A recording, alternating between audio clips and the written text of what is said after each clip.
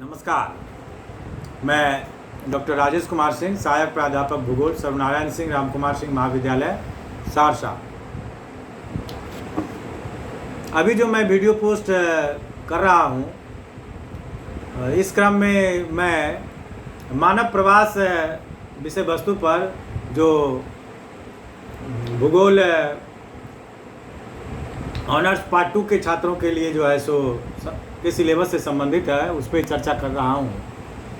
तो ये मानव प्रवास के से संबंधित जो मैं वीडियो पोस्ट कर रहा हूँ, उस क्रम में आज मैं जिस विषय वस्तु पर चर्चा करने जा रहा हूँ वो है प्रवास के विभिन्न प्रकार एवं परिणाम। यानी कि आज हम देखेंगे कि मानव का जो प्रवास हुआ है, प्राचीन काल से लेकर के आज तक जो मानव का प्रवास हुआ है, इस पर पूर्व के वीडियो में हमने बहुत सारी बातों पर हम लोगों ने चर्चा की थी और बहुत सारी बातों को आप अभी तक जान चुके हैं प्रवास से संबंधित। तो हम लोग अब इस वीडियो पोस्ट में हम लोग ये देखेंगे कि जो मानव का जो प्रवास है वो कितने प्रकार का है, यानी प्रवास कितने प्रकार से के होते हैं और मानव का जो ये प्रवास है उसके क्या परिणाम होते हैं। जैसे इसमें हम लोग देखेंगे कि प्रवास के कुछ अच्छे परिणाम भी होते हैं और कुछ बुरे परिणाम भी होते हैं। तो इन अच्छे बुरे परिणामों पर हम जो है प्रवास के परिणामों पर चर्चा करेंगे। तो आइए सबसे पहले हम लोग देखते हैं कि प्रवास के कितने प्रकार हैं, यानी प्रवास कितने प्रकार के होते हैं। प्रवास की प्रक्रिया देश, काल, कारण, संख्या एवं स्थिरता आदि पक्षों का परिणाम होता है।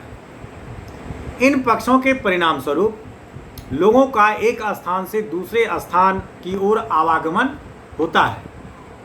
मानव के इस आवागमन के कारण उत्प्रवास एवं आप्रवास के स्वरूप उत्पन्न होते हैं। उत्प्रवास और आप्रवास पर मैंने पूर्व में भी आपको बताया ही था। मानव के इस स्थानांतरण को अगर हम विभाजित करें तो हम कितने भागों में विभाजित कर सकते हैं, आइए हम उसकी चर्चा करते हैं। तो मानव स्थानांतरण या मानव प्रवास को हम मुख्य रूप से 4 भागों में विभक्त कर सकते हैं। पहला अंतर महाद्वीपीय, दूसरा अंतरराष्ट्रीय या अंतर्देशीय, तीसरा अंतर्राज्यीय और चौथा स्थानीय। पुनः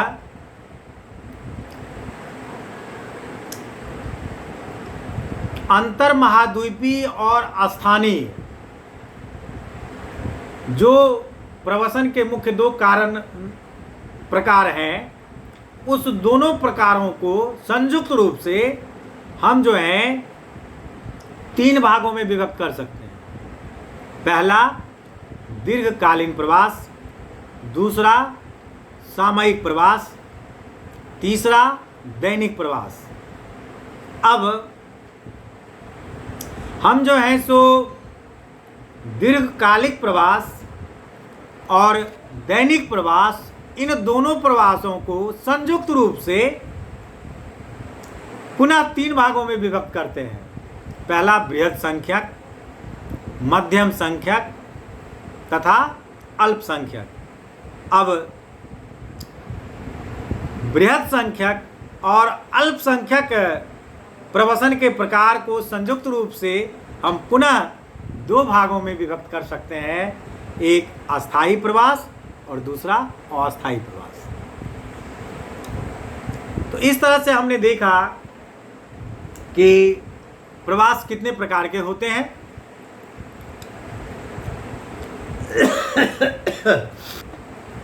संपूर्ण विश्व में प्रवसन का स्वरूप या तो आंतरिक होता है या फिर बाहरी। इसी आधार पर हम प्रवास को मुख्यतः 2 भागों में विभक्त करते हैं। पहला अंतर्राष्ट्रीय प्रवास, दूसरा अंतर्देशीय या आंतरिक प्रवास। अब हम अंतर्राष्ट्रीय प्रवास की पर चर्चा कर रहे हैं। एक महाद्वीप से दूसरे महाद्वीप या एक राष्ट्र से दूसरे राष्ट्र की ओर होने वाले प्रवास को अंतर्राष्ट्रीय प्रवास कहते हैं। अंतर्राष्ट्रीय प्रवास की प्रक्रिया के लिए सामाजिक, आर्थिक, राजनैतिक एवं धार्मिक कारण उत्तरदायी होते हैं। वर्तमान विश्व में अंतर्राष्ट्रीय प्रवास का जो स्वरूप दृष्टि गोचर होती है उसमें रोजगार प्राप्ति व उच्च वेतन प्राप्ति हेतु किया गया प्रवास मुख्य है।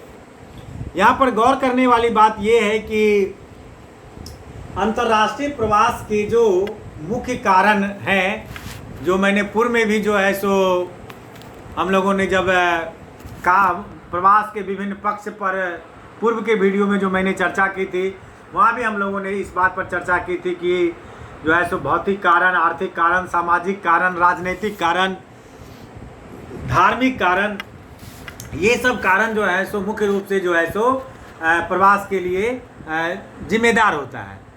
तो अंतर्राष्ट्रीय प्रवास के लिए भी हमने देखा कि पूर्व के समय में मतलब हम कह सकते हैं कि प्राचीन काल में जो है सो ये जो 4-5 कारक हैं, ये मुख्य रूप से जो है सो अंतर्राष्ट्रीय प्रवास के मुख्य कारण थे।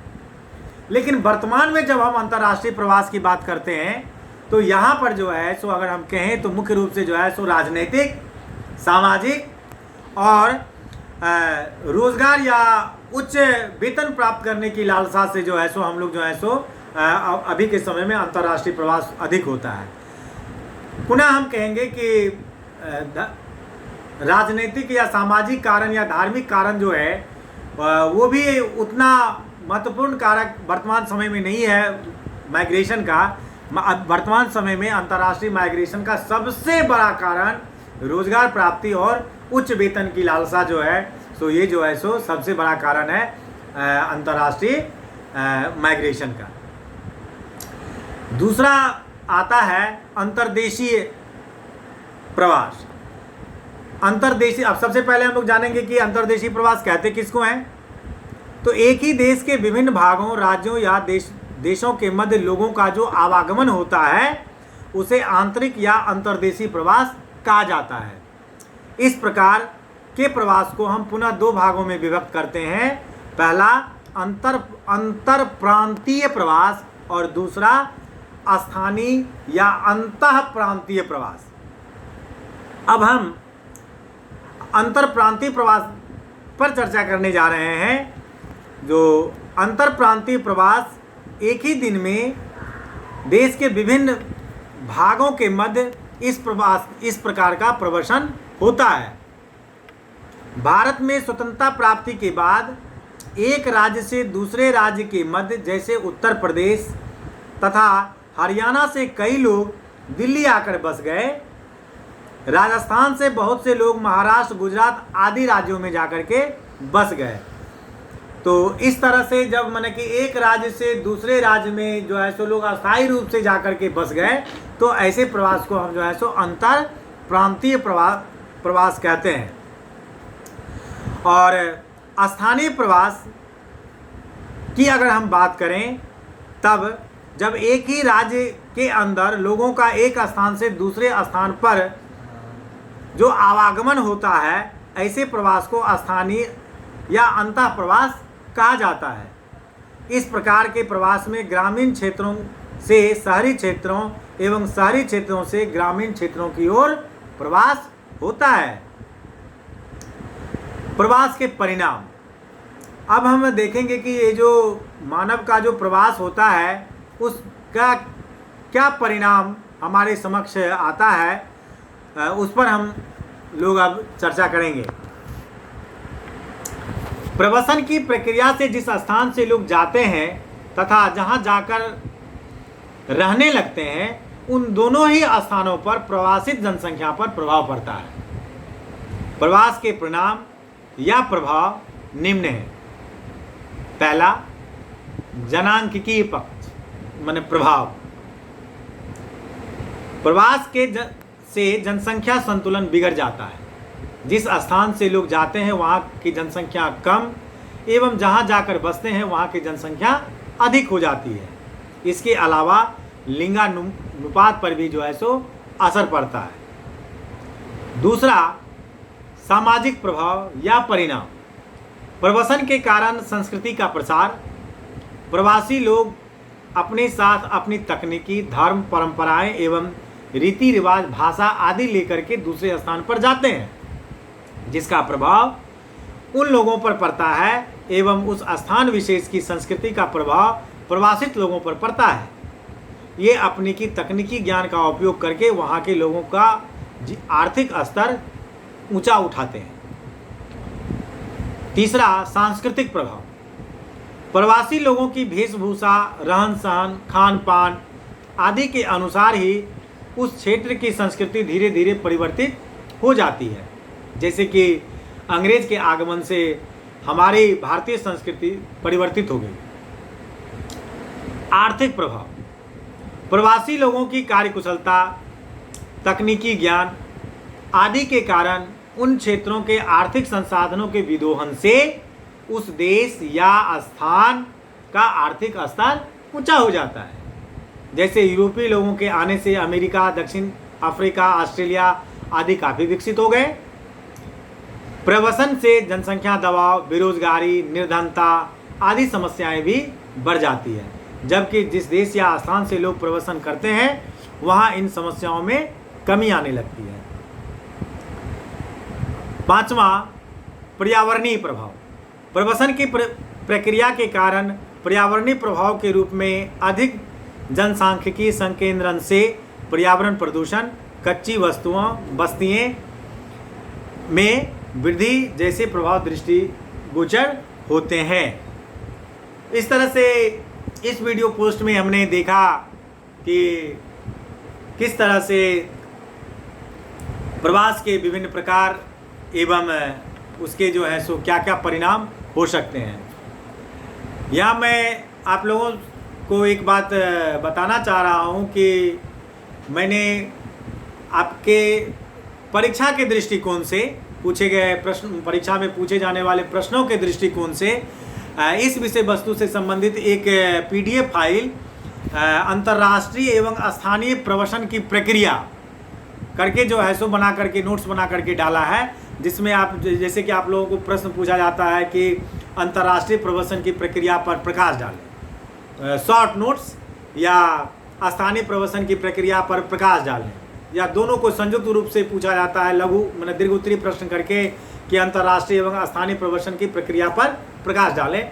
तो मैंने अलग से ये नोट्स बना करके डाला है, क्योंकि इस वीडियो में जब मैं या पूर्व के वीडियो में हमने इन दोनों विषय वस्तुओं पर मैं चर्चा कर चुका हूँ, तो इसलिए इस पर अब मैं इसका वीडियो पोस्ट जो है सो अंतर्राष्ट्रीय एवं स्थानीय प्रवसन की प्रक्रिया का वीडियो पोस्ट में नहीं डालूंगा, लेकिन इसका PDF फाइल मैंने महाविद्यालय के वेबसाइट पर और विश्वविद्यालय के वेबसाइट पर दोनों पर ये जो है सो मैंने भेज दिया है। और आगे मैं इसी माइग्रेशन से संबंधित जिस विषय वस्तु पर चर्चा करूंगा उसमें हम लोग देखेंगे कि मानवीय प्रवसन के अध्ययन के क्रम में विभिन्न विद्वानों के द्वारा जो है सो बहुत सारे मैंने कि सिद्धांत दिए गए हैं। उन सिद्धांतों पर जो है सो कुछ चुने हुए विद्वानों के जो महत्वपूर्ण सिद्धांत है जो परीक्षा में पूछे जाते हैं, उन सिद्धांतों पर जो है सो मैं वीडियो पोस्ट और PDF दोनों फाइल बना करके पोस्ट करूँगा। धन्यवाद।